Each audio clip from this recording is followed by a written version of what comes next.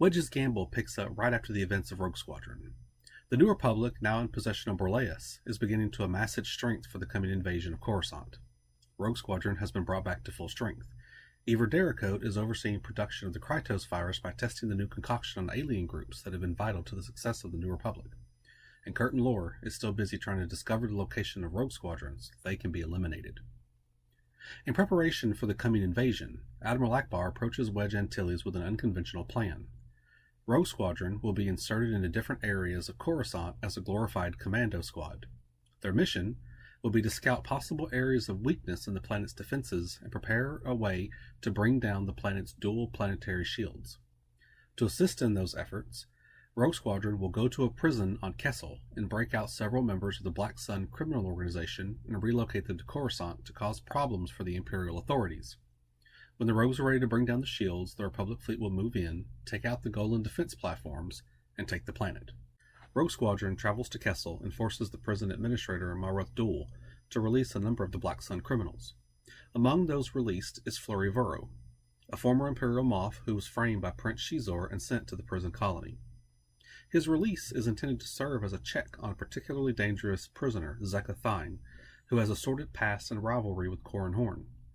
The prisoners are taken to Coruscant and released to cause havoc. Over the next several days, members of Rogue Squadron are inserted in teams around Coruscant. During the operation, Nawara Vin, Riv Shiel, and Gavin Darklighter make contact with Asir Salar, a Bothan member of the Alien Combine. After a brief misunderstanding with the group, they eventually gain them as allies. The rogues consider a number of plans and even attempt to put one into action, but none of them are able to bring down the planet's shields. To make matters worse, Errol Num, a Celestian, is captured and enrolled in Dericote's Krytos experiments, and Corran Horn begins to suspect Tycho Selchu's loyalty when he sees what appears to be the lieutenant meeting with Curtin Lore. Despite his protests, Wedge is positive that Tycho is loyal to the Republic. A raid by Warlord Zinj on Nuquivzor, which was acting as Rogue Squadron's base of operations, causes the Provisional Council to accelerate the invasion plans. Wedge receives a message from Akbar. The fleet will be arriving soon, and the shields must be brought down. After witnessing the effect thunderstorms have on Coruscant's shields, Gavin has an idea. The rogues will use a construction droid, massive robots that demolish decrepit buildings and use the raw materials to construct replacements, to gain access to a relay station that controls one of the orbital mirrors used to regulate the climate on Coruscant. They will redirect the orbital mirror to superheat the water on one of Coruscant's reservoirs, filling the air with water vapor, which will build up static electricity and unleash a superstorm on the planet. Before the operation begins, Corran confronts Tycho about his suspicions and tells him that he will investigate Tycho once the operation is finished. The rogues move out to bring down the shields, while the Republic fleet moves into hyperspace, heading to Coruscant.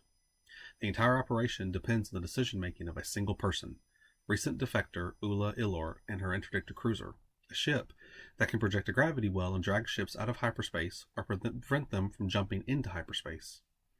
At the beginning of the joint movement, Ilor jumps to the very outskirts of the Coruscant system. Orders are simple. She is to monitor the shields around Coruscant. If the shields are not down by a certain time, which is mere moments before the fleet passes her in hyperspace, she is to power up the gravity well projectors on the interdictor cruiser and drag the fleet out of hyperspace before it makes it to the planet. The operation to take Coruscant will be a failure, but at least the fleet will be preserved. While all this is going on, the Krytos virus is completed and released into the general population on Coruscant. What follows is a tense sequence of events, as the rogues race against the clock to bring down the shields, and Ilor waits until the last possible second to enact the next part of the sequence to activate the gravity well projectors. The rogues capture the construction droid and turn it toward the relay station, cutting a swath of destruction across the city. They breach the walls of the relay station and send the repositioning coordinates to the orbital mirror. The orbital mirror targets the reservoir, boiling millions of gallons of water and filling the atmosphere with extra moisture. Suddenly, the storms begin to build. Meanwhile, Ilor, who has been hoping the rogue's reputation for performing the impossible isn't just a myth, but knowing deep down that this is one task not even they can pull off, is preparing to activate the gravity well projectors. At the last second, the officer, monitoring the shields, yells out that the shields are down. Ilor powers down the projectors, and the fleet passes by none the wiser. The fleet arrives in system and begins firing on the Golan defense platforms and the very few capital ships stationed in defense. On the ground, the rogues take to the skies to assist in neutralizing the planet's defenses. In the ensuing battle, Corrin's ship controls go haywire, and he crashes into a building. The planet falls rather quickly, but his Zane Isard is nowhere to be found. In the aftermath, Tycho is arrested for Corrin's murder due to a mountain of circumstantial evidence, and the New Republic begins interacting with the growing Krytos threat. The novel ends with the revelation that Corrin is still alive and with Isard. Isard informs him that he is being transferred to her torture facility, the legendary Lusankia, where she will break him down and reform him into a weapon to be used against his friends. The New Republic has finally moved to establish its legitimacy and has taken Coruscant. Their place in the galaxy is still tenuous, which will only grow more unsteady as the Krytos virus continues to spread and the remnants of the Empire continue to grow. The struggle will continue in the next novel, The Krytos Trap. Have you read Wedge's Gamble?